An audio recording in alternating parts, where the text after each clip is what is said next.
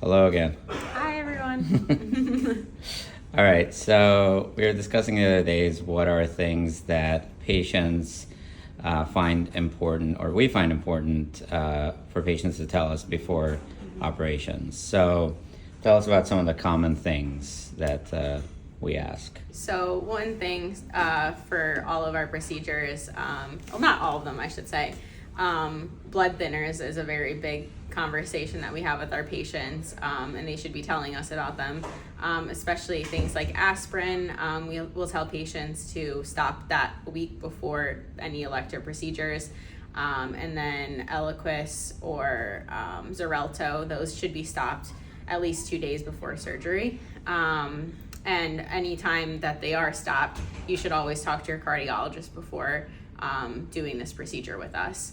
Another thing that we talk about a lot with our patients is scheduled for elective surgery specifically. Smoking is a very big deal, especially when we're doing things such as implants, anything like that, that'll really cause issues further down the line with complication risks.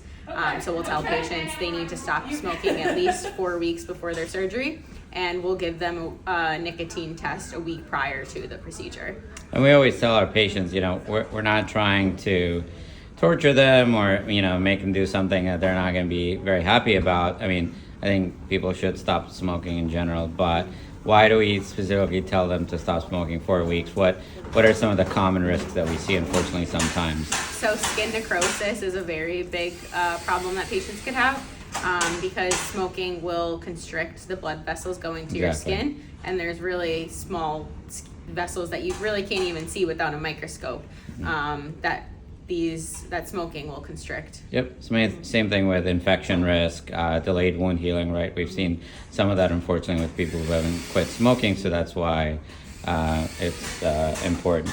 Sorry about the creaking, and we're just doing this in the hallway here.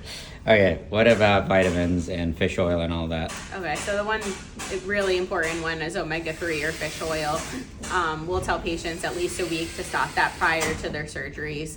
And then surgeon-specific different vitamins like vitamin E, vitamin C, vitamin D. Some doctors will say stop a week prior to, not specifically for our team, but... Yep, always consult with your physician. Thanks.